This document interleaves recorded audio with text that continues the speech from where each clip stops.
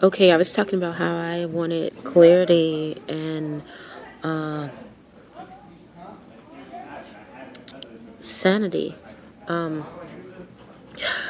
well, so that's what I did. I just kind of got away. Um, I understand why people don't tell what they're going through. I had to understand that, and like I said, God was showing me like some different stuff that I was going to be doing, but I never knew that I would experience this. I had to experience this to end up coming out of it to better care for people. So I'm grateful for the experience. However, with this situation, I noticed that when I was asking for help, there were people that were trying to take clear advantage of me. And I mean, it wasn't the people that were, it was some other people on the street.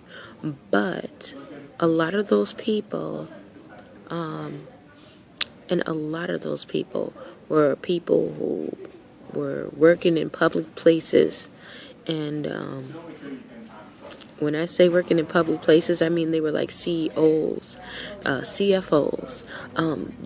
There were a lot of those types of people that were known in the community as a pillar in the community. I mean, like, you would not even believe it, and a lot of people, they had a lot of people saying, oh, this person was great. They're doing all this great stuff. And they were totally cruel, and like, I mean, they would do good stuff, and yeah, that's how they lure you. But then you find out they're creeps, they're crazy. And I mean, it's not only men, it was a lot more.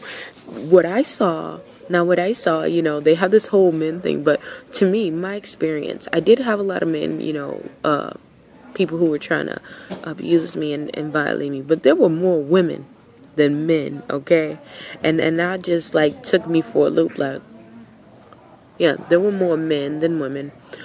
But what I did know is that when the men did it, it was very stronger. It was a lot stronger. The women would do it more subtle, and I think I was kind of used to the men's side a little bit. But when the women came, they were more easily, I was getting almost close to being manipulated easier than the guys, if I can say that. Yeah. So, yeah, that I understand why they don't go, because, and then if you go and you tell about someone else, it's like, okay, they're gonna look at you because you're in this downtrodden state, So the only thing you can do to outcome, and overcome this is to work on yourself. If I didn't work on myself, I would have went literally crazy, because these people were literally trying to make me seem as if I was nuts, and to make me seem as if I was the bad one and I was crazy. But time shows your true character. I don't even know what is going on. And this is like, well, I'm talking in the library anyway, but it's supposed to be in the talkable side of the library in a college, university. And, yeah, you see how the rampage is going. But, yeah. So I definitely understand it. And that was part of another reason why I did not tell my view. And you see all this stuff on the media, you see how people play, and you see in real life, they have this thing where they're like, oh, with this Me Too movement. I'm not knocking anyone from that Me Too movement, whatever. I just know I will not be a willing participant of it. Because, like I said, when you go through this, you see stuff, and you can pick up on things that you probably would normally not pick up on, and see which one is true and which is not true, and what they could have prevented and what they couldn't have, because you walked in those shoes, and you walked in that path. So that's what I wanted to share about why it took so long for me to tell my story, and why I didn't keep pressuring and going into the police. And some of these things you have to deal with is spiritual. I will tell you this. Sometimes, because people will listen to you and you say, oh, yeah, you're fighting justice and all this, right? Well, if that's the case, then what happened? What about all those people who actually, really and talked about their abusers and went to the police, and the people didn't believe them? You have to take this to a higher court. So, and that's a whole nother discussion.